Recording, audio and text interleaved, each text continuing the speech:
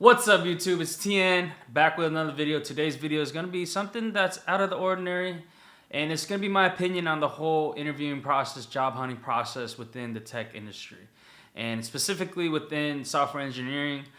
I personally believe that Leetcode is not the move.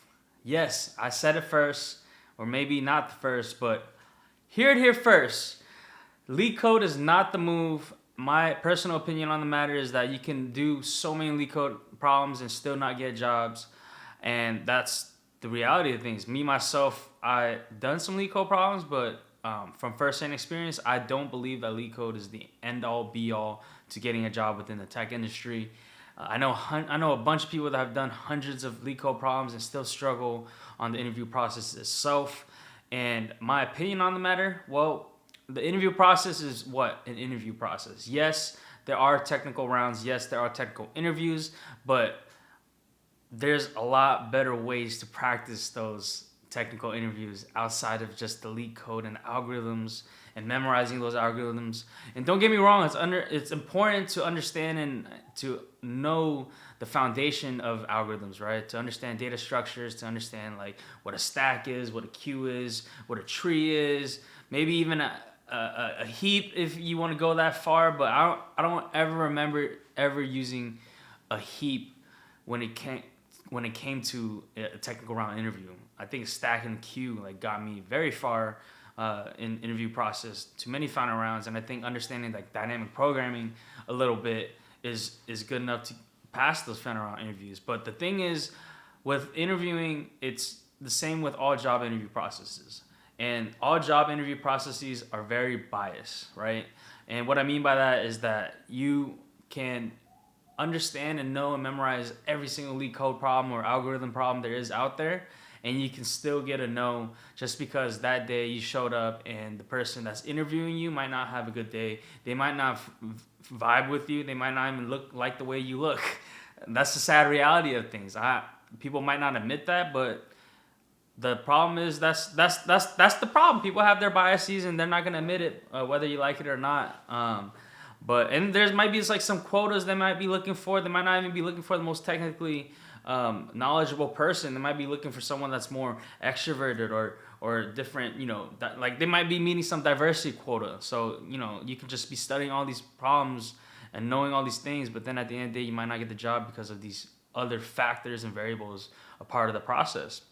And that's kind of what made me want to make this video, because that was one of the mistakes I have made in the past, and the whole purpose of this channel is to talk about the mistakes I've made in the past and what I've learned from them, and hopefully share it with anyone out there so that y'all don't make the same mistakes I did and just get to that part of the not making mistakes part quicker. You know what I mean? And yeah, the mistake I made when I first entered the tech industry, or first tried to break into the tech industry, was seeing online that like Leetcode was the move. Like you have to do a problem to 2 to 3 problems a day. You gotta do at least 100 problems to get multiple offers and to try to break into Fang and all these things. And I tried to do all that, and it did not help me as much as I thought it would. Right?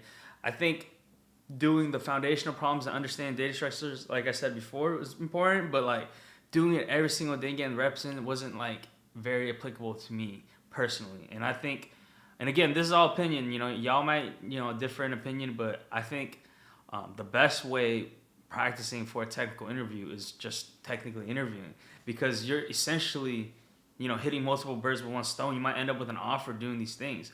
And if there's a company out there that you really want to go for, let's say like you want to be at Google, you like, that's your dream job, that's your end all be all. And my personal opinion is like, don't put all your eggs in one basket, because again, like I'm going back to the whole bias thing. Someone might just not like the way you look, and you might not just get a job at Google, and that shouldn't be like your life's over. You know what I mean? It should be more than just one company. It should be loving the practice overall, loving the process overall, loving being a software engineer overall, loving programming overall. And with that, understanding that concept, and my opinion on things is like, like it doesn't need to be like this whole I have to study every single day algorithms. should be more of a fluid, like, yo, I'm looking for a job. Like, that should be what the end all be all is. It shouldn't be like, I want to work at Google. It would be dope to work at Google. It would have been dope to go to Harvard, but hey, I'm not that person, all right? And I know there's not a lot of people out there that are those persons. You know, this is for the people out there that understand that, like, yo, Harvard and Google or whatever wasn't and isn't the end all be all, and like, there's more to life than just being at these prestigious, name brand things. And I think like software engineering as a whole and as a practice is more of the end all be all for me. So, or was for me and still is. And so, yeah, my recommendation is definitely like, it's cool to do some Leetcode and to do some algorithms and understand data structures. I think it's more important to just understand the data structures and like reading, like cracking the coding interview, for example, and getting the gist of things.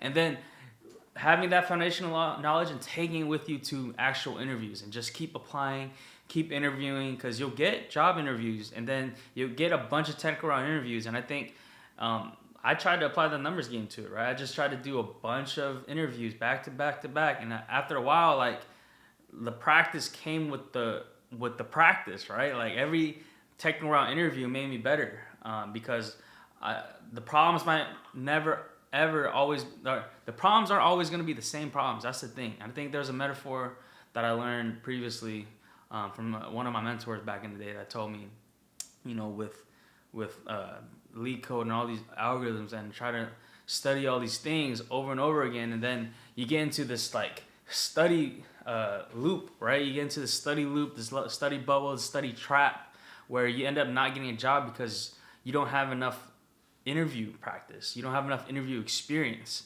You end up building, like, if you think of like the knowledge for algorithms as like a wall, you're building like this great wall of algorithms and Leetcode, and then you show up to an interview, right? And then next thing you know, the interview question is some question you never seen before, and all of a sudden you hit with a curveball, and like, now you don't know what to do because they just walked around your wall. And like that analogy kind of hit home with me a long time ago, and that's where I kind of came about with the mindset of like, you know what, I think the best way to practice, interviewing is to interview. I mean, luckily, before I broke into the tech industry, I was already a technical recruiter, so I kind of saw, how the interview process worked already, and I had a lot of, interviewing experience, interviewing candidates, and also interviewing clients, like companies, and seeing what they're looking for, and then seeing what candidates are like. I understood that, the majority of, the tech industry, at least for software engineers, the majority of us are fairly introverted, right? And with introversion comes not a lot of interpersonal communication skills, or even communication skills at that. I think the skill set is very technically advanced, but when it came to interviewing, there was a lackluster there. And fortunately for me, I'm a little bit more extroverted, you know what I mean? I'm a little bit more communicative. And so, communicative, whatever the word is, right? It's kind of ironic, being communication, being linguist. Anyway, the whole purpose of this is like, look, the best way to practice for interviewing is to just keep interviewing. And while you're interviewing, you're hitting multiple birds with one stone by getting practice in, getting reps in, and actual real world experience with the interviews and actual potential offers, because you're already in the interview process. And you shouldn't bank all of your your desires into one company. You should be open with multiple companies. But if there are like a certain tier of companies that you want to get into or get offers from, then it might be best to start your interview process with like lesser known companies, smaller companies, just to get those reps in. You can utilize like small companies or startups or like lesser known companies as practice. Instead of like doing an hour of Leetcode every day, you can do an hour technical round interview with just some no-name company, and it'll still be, I think personally, it'll be even better practice than like mock interviews or Leetcode, just because it's an actual interview with a real person that's looking for someone to hire.